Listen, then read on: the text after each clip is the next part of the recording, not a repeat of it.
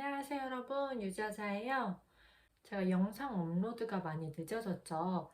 제가 몸이 좀 아파서 입원을 하게 돼서 이렇게 업로드 텀이 길어졌어요.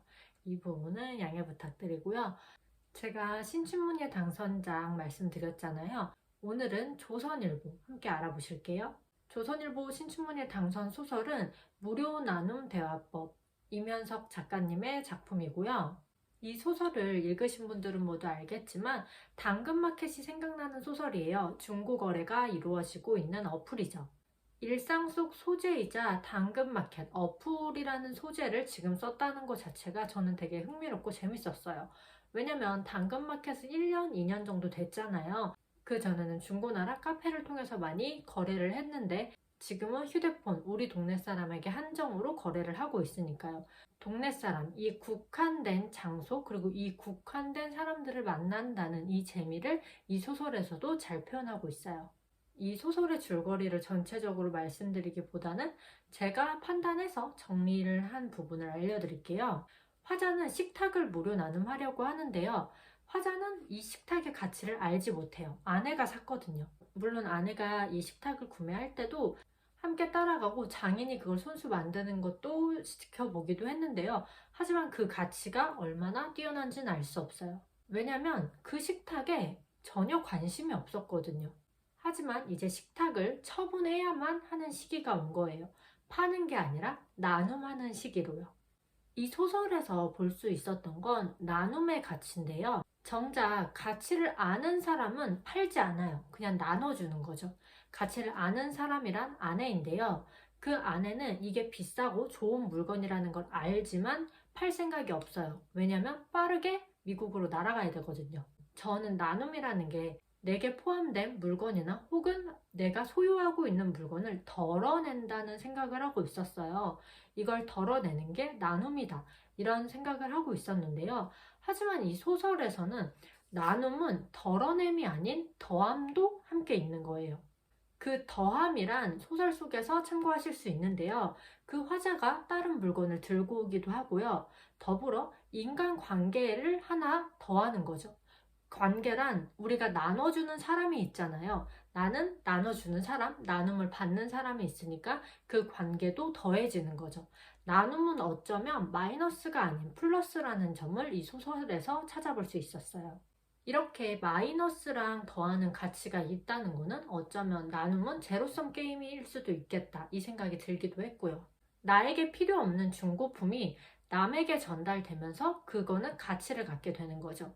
내가 필요 없는 걸 나눠주면서 혹은 나에게 필요가 하더라도 더 이상 쓰지 않는 물건을 나눠줌으로써 그걸 받는 사람에게는 가치가 상승하는 거죠. 이렇듯 나눔의 가치는 제로섬 게임이거나 어쩌면 플러스 되는 요인이 크다는 것도 이 소설을 통해 읽어볼 수 있었고요. 그리고 이 소설이 정말 재밌는 게 짧은 단편 소설 구성에서 편견과 이해를 함께 볼 수 있어요. 편견과 이해란 화자가 40대, 50대 남성으로 보이거든요.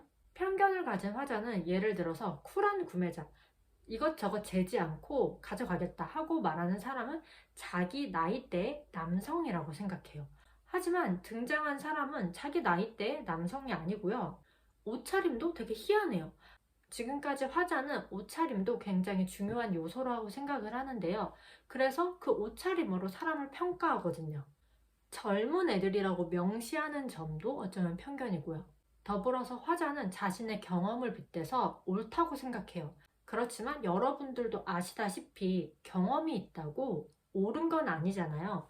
우리가 경험해보지 않더라도 공감할 수 있고 혹은 가치를 알 수 있는 방법은 많잖아요. 책을 읽거나 이렇게 영상을 습득하는 경우에도 우리는 실제로 경험하지 않아도 그 가치나 그 정의를 알 수 있죠. 이 소설에서 화자가 너무 재밌는 게 그렇게 편협하고 편견 덩어리의 남성 화자를 너무 유쾌하게 잘 그려내고 있어요. 물론 매력적인 화자라고 하기에는 어려울 수 있어요. 왜냐면 되게 얄밉거든요. 일을 하면서 불이익을 주고받았던 경험을 서술하기도 하고요. 젊은이들의 옷차림을 보고 이해하지 못할 때도 있어요. 하지만 집 나르는데 옷차림이 뭐가 중요하겠나요? 이 아저씨는 남을 평가하는 게 너무나 익숙해요. 왜냐면 지금껏 회사를 다니고 삶을 살면서 자신도 그렇게 평가를 당했으니까요. 그리고 평가를 할 수 있는 인물만 평가를 해요. 자기보다 낮은 사람, 자기보다 어린 사람. 이 소설에서 가장 매력적인 부분은 그 평가를 했던 40, 50대 남성이 무료 나눔을 하고 나서 그런 평가하는 성격이 보이지가 않거든요. 어쩌면 이건 40, 50대의 성장담이에요. 왜냐면 그렇게 평가를 하고 평가를 당했고 나보다 약하고 나보다 별로인 사람을 한없이 평가하던 인물이 이제는 더 이상 평가하지 않는 인물이 되었으니까요. 자신이 지금껏 알고 있던 세계와 다른 세상에 사는 청년들을 보면서 아주 잠깐이나마 이해를 하는데요. 물론 이 소설 속에서 더 이상 보여주지는 않지만 이 이해가 평생 가지는 않을 거예요. 하지만 이 짧은 이해라도 이거는 굉장한 큰 성장이라고 생각을 해요. 그 이해라는 부분은 그들은 정말 흥겨워 보였다. 이런 구절이 있는데요. 그거 자체가 인정이라고 생각을 하거든요. 왜냐하면 인정하지 않았다면 그들의 감정도 부정적으로 받아들였을 거거든요. 화자가 그들의 삶을 즐기는 자체로 바라본다는 점이 그 사람의 성장이라고 보였고요. 화자가 얻은 건 어쩌면 물품이 아니라 이해로 닿는 길이자 자신이 성장하게 되는 원동력이라고 생각을 해요. 이렇게 조선일보 무료 나눔 대안법 이면석 작가님 거는 40, 50대 남성의 편협한 시각과 편협한 평가 방식을 얘기하고 있는데요. 그 얘기하는 방식이 무겁거나 지루하지 않아요. 왜냐하면 너무 유쾌하게 잘 풀어내고 있거든요. 그 유쾌함은 다른 캐릭터가 나타나면서 너무 유쾌한 에피소드를 가져오면서 즐거워지는 거죠.